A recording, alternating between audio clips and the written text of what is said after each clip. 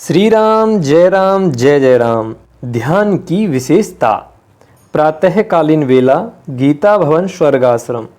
परम पूज्य श्री शेठ जी कहते हैं, परिग्रह का त्याग करें, चित्त और शरीर को वश में रखकर परमात्मा का दर्शन करना ही प्रधान ध्येय रखें।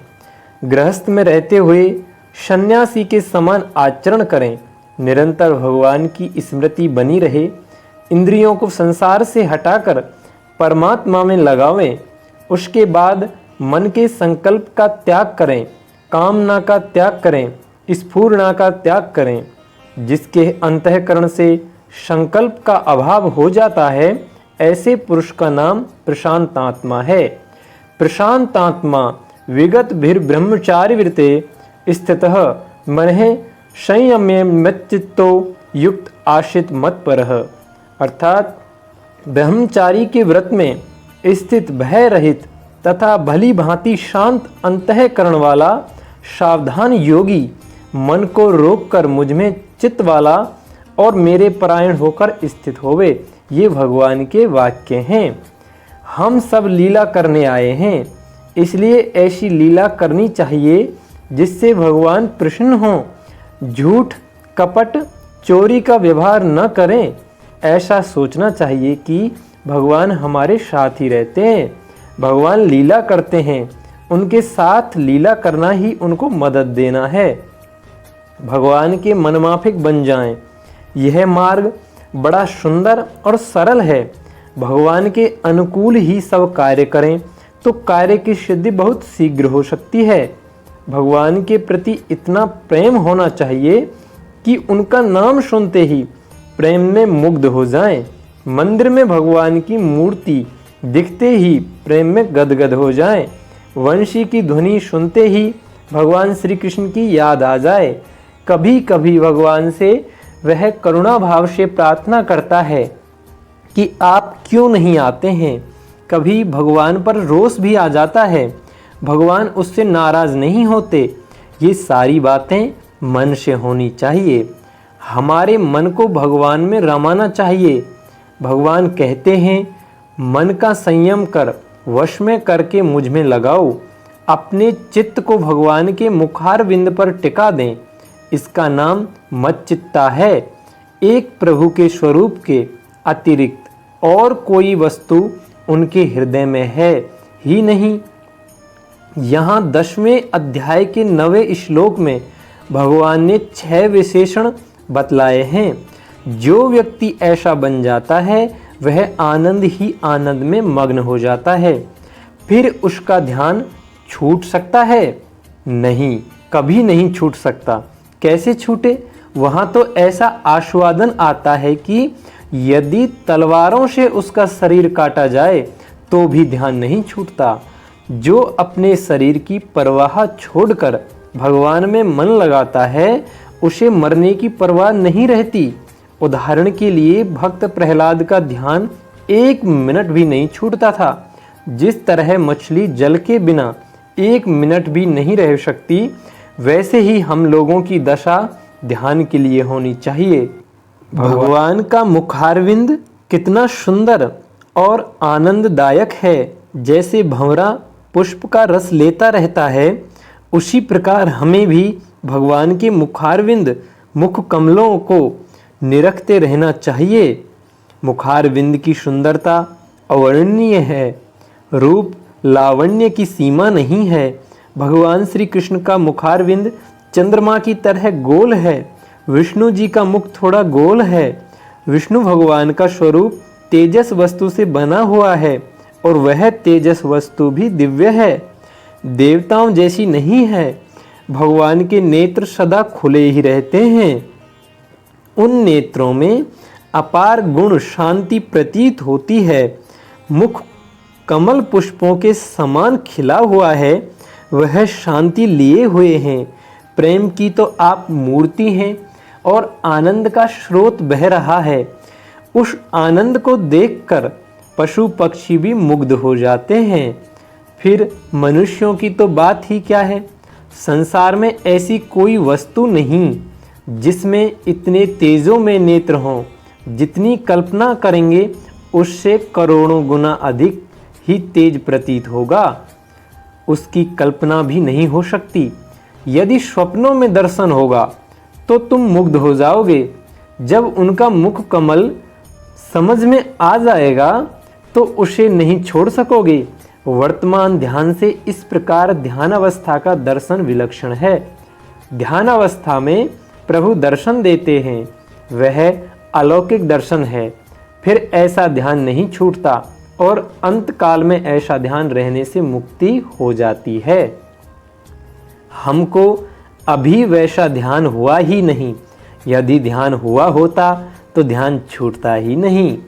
उस ध्यान की बात सुनकर रोमांच होने लगता है, चित्र के समान बन जाते हैं। जिस ध्यान में मुग्ध होने पर खान पान निद्रा आदि सब नष्ट हो जाते हैं, उनके मुखारविंद को एक क्षण भी छोड़कर मन और कहीं किसी और नहीं ताकता।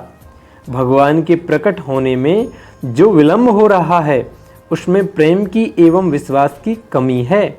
यदि कमी न हो तो भगवान के प्रकट होने में विलंब नहीं होता। भगवान प्रेम के आधार पर ही आ सकते हैं।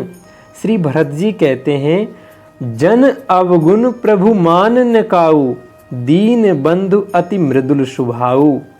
आपकी दया और मृदुल स्वभाव को देखकर विश्वास होता है कि आप अवश्य मिलेंगे। आँख खोलने और बंद करने में भी समय लगता है, किंतु भगवान के आने में समय नहीं लगता।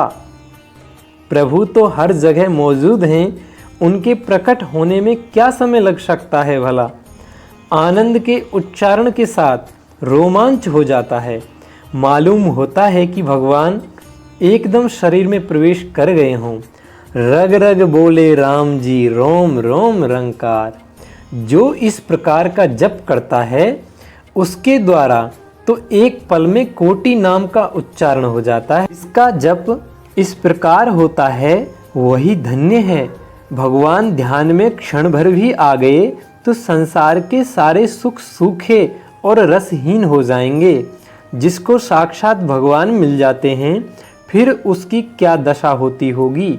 यदि उन परमात्मा के लिए प्राण भी देने पड़ें तो हंसते हंसते दे देना चाहिए। जिस व्यक्ति ने इस जीवन में भगवान का ध्यान नहीं किया उसका जन्म लेना व्यर्थ ही हुआ। प्राण भले ही चले जाएं किंतु ध्यान करके ही छोड़ें। जब हम यह बात दृढ़ता से धारण कर लेंगे तो ध्यान की बात तो दूर रही, साक्षात भगवान को आकर दर्शन देना पड़ेगा। हर एक मनुष्य को सोचना चाहिए कि जैसा सुंदर स्वरूप बतलाया गया है वैसा ध्यान होने पर वह कैसे छोड़ सकता है। वहाँ कोटि कामदेव की छवि भी एकत्र की जाए तो उनके सामने वह कुछ भी नहीं प्रतीत होगा। असली ध्यान तो वही है जिसमें भगवान प्रकट हो जाएं। ध्रुव ने अपना ध्यान प्रभु में लगाया था। वे ध्यान में इतने मग्न हुए कि प्रभु को प्रकट होना पड़ा। ऐसा ही ध्यान हमें लगाना चाहिए। परमात्मा में ध्यान लगाने पर नहीं छूट सकता। सूरदास जी कहते हैं, बाह छुड़ा कर जात हो निबल जान के मोही, हृदय से जब जाहुगे तब पुरुष बदूंगा तो ही। अर्थात क्या अद्भुत बात है। आप बाह छुड़ाकर तो जा रहे हैं किंतु मैं आपको तभी बलवान समझूंगा जब हृदय से चले जाएं। ध्यान अपने हाथ की बात है। यो माम पश्यति सर्वत्र सर्वम चै मयि पश्यति, तस्याम ने प्रणश्यामि स चे में ने प्रणश्यति। सर्वभूत स्थितम यो माम भजत्येकत्वा मा स्थितः, सर्वथा वर्तमानो अपि स योगी मयि वर्तते। जो पुरुष संपूर्ण भूतों में सबके आत्म रूप मुझ वासुदेव को ही व्यापक देखता है और संपूर्ण भूतों को मुझ वासुदेव के अंतर्गत देखता है, उसके लिए मैं अदृश्य नहीं होता और वह मेरे लिए अदृश्य नहीं होता। जो पुरुष एक ही भाव में स्थित होकर संपूर्ण भूतों में आत्म स्वरूप से स्थित मुझ सच्चिदानंद घन वासुदेव को भजता है, वह योगी सब प्रकार से बरतता हुआ भी मुझ में ही बरतता है। जो निरंतर ध्यान करता है उससे प्रभु नहीं हट सकते। भगवान कहते हैं जो मुझसे अलग नहीं होता, मुझ में सामर्थ्य नहीं कि मैं उससे अलग हो जाऊं। जो पुरुष ऐसे भगवान को छोड़कर स्त्री, पुत्र, धन आदि में रमे, उससे बढ़कर मूर्ख और कौन होगा। भगवान श्री समभाव से ध्यान में सदा मौजूद रहते हैं और जब प्रभु का विशेष ध्यान करते हैं तब प्रकाश के रूप में प्रकट हो जाते हैं। आनंद, ज्ञान, शांति यह भगवान का निराकार स्वरूप है तथा प्रकाश साकार है। आहा, देखो आकाश में प्रभु की कैसी मूर्ति स्थित है। ओष्ठ बिंब फल के समान लाल हैं। नासिका की सुंदरता निराली है। नेत्र कितने सुंदर हैं। ऐसी आकृति जब मनुष्य देख लेता है तब उसमें आनंद नहीं समाता, ध्रुव जी के समान मुग्ध हो जाता है।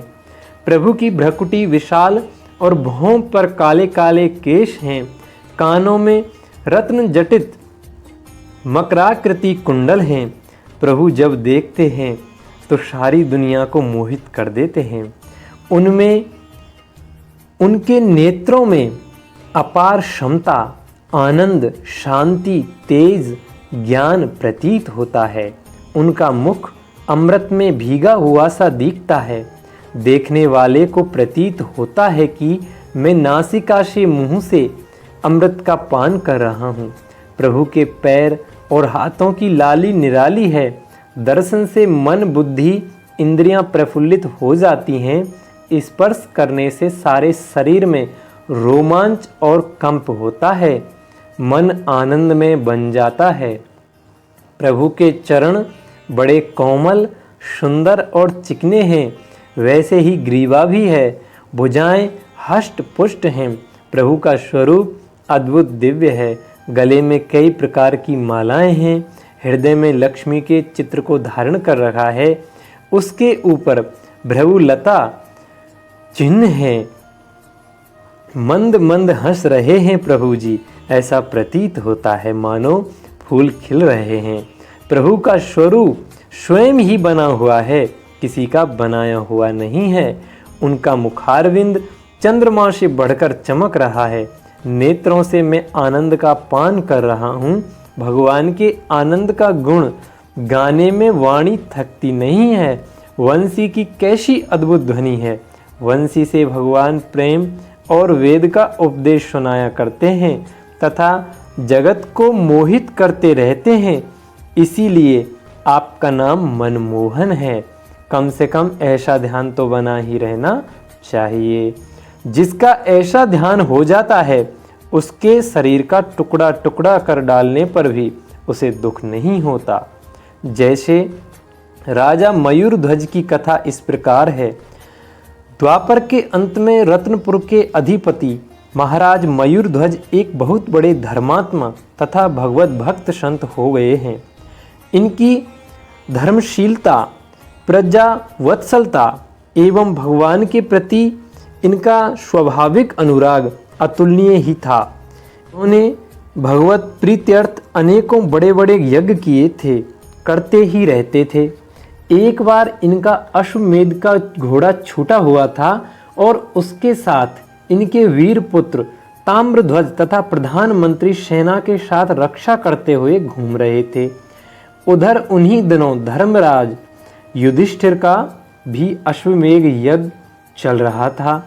उनके घोड़े के रक्षक रूप में अर्जुन और उनके सारथी स्वयं भगवान श्री कृष्ण साथ थे। मणिपुर में दोनों की मुठभेड़ हो गई।